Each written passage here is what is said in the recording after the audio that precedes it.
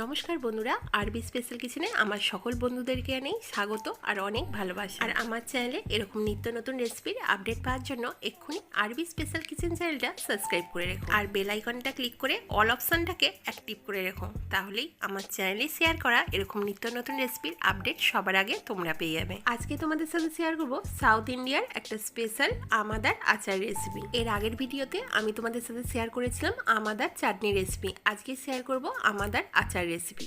এই আমাদা প্রচুর পুষ্টিগুণে ভরপুর। এতে আছে প্রচুর পরিমাণের energy, carbohydrate, phosphorus, calcium, protein, fat, mineral সহ আরও অনেক গুণ। খুব সহজ পদ্ধতিতে আমি আজকে তোমাদেরকে এই আমাদা দিয়ে একটা আচার বানানো দেখাবো। আর এই আচারটা তোমরা স্টোর করে রাখতে পারবে 1 বছর ধরে। আর এই আচারের টেস্ট হয় মুখে লেগে থাকার মতো। সবার প্রথমে আমি এখানে 300 গ্রাম মতন আমাদা নিয়ে নিয়েছি। এটাকে আমি ভালো করে জলে ধুয়ে পরিষ্কার করে নিয়েছি। এখন আমি এই আমাদাগুলো ভালো করে খোসা ছাড়িয়ে নেবো। তো দেখতেই পাচ্ছ বন্ধুরা, আমাদাগুলোর আমি ভালো করে খোসা ছাড়িয়ে নিয়েছি।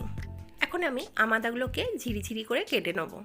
তো দেখতেই পাচ্ছ বন্ধুরা, আমি আমাদাগুলোকে একদম ঝিরিঝিরি করে কেটে নিয়েছি। এখন একটা মশলা বানিয়ে নেব। তার জন্য গ্যাসের মধ্যে একটা কড়া বসিয়ে দিয়েছি। তার মধ্যে আমি 4টে শুকনো লঙ্কা দিয়ে দিলাম। তারপরেই এর মধ্যে দিয়ে দেবো 1 টেবিল চামচ গোটা ধনে। গ্যাসটাকে মিডিয়াম ফ্লেমে রেখে আমি এই দুটো মশলা আগে একটু ভেজে নেব। 2 মিনিটের মতো নাড়াচাড়া করে আমি এই দুটো মশলাকে হালকা একটু ভেজে নিচ্ছি। এখন আমার এটা হালকা ভাজা হয়ে গেছে। এখন আমি এর মধ্যে দিয়ে দেবো 1 টেবিল চামচ গোটা জিরে। এটাকে আরও 2 থেকে 3 মিনিট একটু নাড়াচাড়া করে আমি ভেজে নিচ্ছি। এখন আমার এটা পুরোপুরি ভাজা হয়ে গেছে। এটাকে এখন একটু ঠান্ডা করে মশলাটা ভালোভাবে ঠান্ডা হয়ে গেলে একটা মিক্সিং জারের মধ্যে আমি এই মশলাটা ঢেলে দিয়ে ভালো করে ব্লেন্ড করে নেব। মশলাটা কিন্তু আমি এখানে খুব মিহিন করে ব্লেন্ড করব না। তো দেখতেই পাচ্ছ বন্ধুরা, আমি কিন্তু এখানে মশলাটা মিহিন করে ব্লেন্ড করি। এখন একটা বাটির মধ্যে আমি মশলাটা তুলে রেখে দিলাম। এখন আর একটা বাটির মধ্যে আমি এখানে কিছুটা তেঁতুল নিয়ে নিয়েছি। তেঁতুলটাকে আমি 4 মিনিটের জন্য একটু জল দিয়ে ভিজিয়ে রেখে দেবো। তো দেখতেই পাচ্ছ বন্ধুরা, আমি জল দিয়ে তেঁতুলটাকে ভালো করে ভিজিয়ে রেখে দিচ্ছি। 4 মিনিট পর তেঁতুলটাকে আমি হাত দিয়ে চটকে তেঁতুলের পাল্পটা আমি বার করে নিচ্ছি। তো দেখতেই পাচ্ছ বন্ধুরা, সব তেঁতুল থেকে আমি এইভাবে তেঁতুলের পাল্পটা বার করে নিলাম। এখন এটাকে একটা সাইডে আমি রেখে দেবো। এখন যেই মিক্সিং জারের মধ্যে আমি মশলা ব্লেন্ড করে রেখেছিলাম, সেই মিক্সিং জারটা নিয়ে আমি আমাদাগুলোকে ভালো করে ব্লেন্ড করে নেব। তো দেখতেই পাচ্ছ বন্ধুরা, আমি খুব মিহিন করে আমাদাগুলোকে ভালো করে ব্লেন্ড করে নিলাম। এখন আবারও গ্যাসের মধ্যে একটা কড়া বসিয়ে দিয়ে আমি 1/2 কাপ মতন সর্ষের তেল দিয়ে দিলাম। এই আচারটা তৈরি করার জন্য অবশ্যই কিন্তু এখানে সর্ষের তেল ব্যবহার করতে হবে। এখন ব্লেন্ড করে রাখা আমাদাটা আমি তেলের মধ্যে দিয়ে দিলাম। গ্যাসটাকে হাই ফ্লেমে রেখে আমি আমাদাটাকে একটা খুন্তির সাহায্যে খুব ভালো করে নাড়াচাড়া করে নিচ্ছি। যতক্ষণ না অবধি আমাদা থেকে তেল ছেড়ে আসবে ততক্ষণ এইভাবে কন্টিনিউ নাড়িয়ে যেতে হবে। দেখতে পাচ্ছ বন্ধুরা, আমাদা থেকে আমার ভালোভাবে তেল ছেড়ে গেছে। এখন আমি এর মধ্যে দিয়ে দেবো তেঁতুলের পাল্প। আবারও একটা খুন্তির সাহায্যে খুব ভালোভাবে এইভাবে নাড়িয়ে যেতে হবে।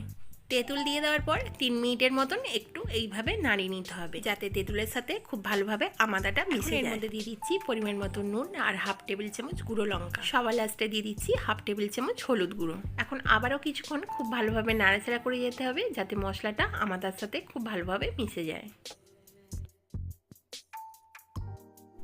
এখন 2 থেকে 3 মিনিট একটু ভালোভাবে নাড়াচাড়া করে নিলাম। এখন এর মধ্যে দিয়ে দিচ্ছি এই বাটির 1/2 বাটি কাসুন্দি। তারপর দিয়ে দিচ্ছি এই চামচের 2 টেবিল চামচ ভিনিগার। এতে ভিনিগার একটু ব্যবহার করলে আচারটা কিন্তু খুব তাড়াতাড়ি খারাপ হয়ে যাবে না। এটা কিন্তু তোমরা স্টোর করে রাখতে পারবে 1 বছর ধরে। তাই জন্য অবশ্যই কিন্তু এই আচারটার মধ্যে একটু ভিনিগার অ্যাড করে দিতে হবে। এটাকে 2 থেকে 3 মিনিট নাড়াচাড়া করতে করতে এখন আমার এটা থেকে ভালোভাবে তেল ছেড়ে গেছে। সবার লাস্টে এখানে দিয়ে দিচ্ছি গুঁড়ো করে রাখা মশলাটা।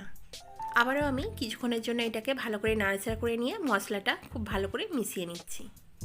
আমার সকল বন্ধুদের কাছে রিকোয়েস্ট ছিল এই আচারটা একবার হলেও বাড়িতে বানিয়ে দেয়। এই আচারের টেস্ট এতটাই সুন্দর হয়, সব কিছুর সাথেই এই আচারটা কিন্তু দারুণ লাগে খেতে। কিংবা মুখে যখন রুচি না থাকে তখন এই আচারটা খেলে কিন্তু তোমরা দারুণ ফল পাবে। বাচ্চা থেকে বড় সবাই কিন্তু এই আচারটা দারুণ পছন্দ করবে। এখন আমার 4 থেকে 5 মিনিট নাড়াচাড়া করতে করতে এখন আমার আচারটা পুরোপুরি রেডি হয়ে গেছে। এখন একটা পাত্রের মধ্যে আমি ঢেলে নিচ্ছি। আপাতত আমি একটা পাত্রের মধ্যে ঢেলে নিলাম। তোমরা কিন্তু অবশ্যই একটা কাঁচের জারের মধ্যে এই আচারটা স্টোর করে রাখবে, তাতে আচারটা অনেক দিন পর্যন্ত ভালো থাকবে। তো দেখতে পেলে বন্ধুরা, কতটা কম সময় আর কতটা সহজভাবে আমি এই আচারটা ঝটপট রেডি করে ফেললাম। তাহলে আজকের এই রেসিপিটা তোমাদের কেমন লাগলো অবশ্যই কিন্তু আমাকে কমেন্টে বলো। ভালো লাগলে একটা লাইক করে দিও আর যতটা পারবে তোমাদের বন্ধুদের সাথে শেয়ার করে দিও। তাহলে আজকের মতন এই পর্যন্তই। দেখা হচ্ছে আবার কোনো নিত্য নতুন রেসিপির সাথে। সবাই সুস্থ থেকো, ভালো থেকো।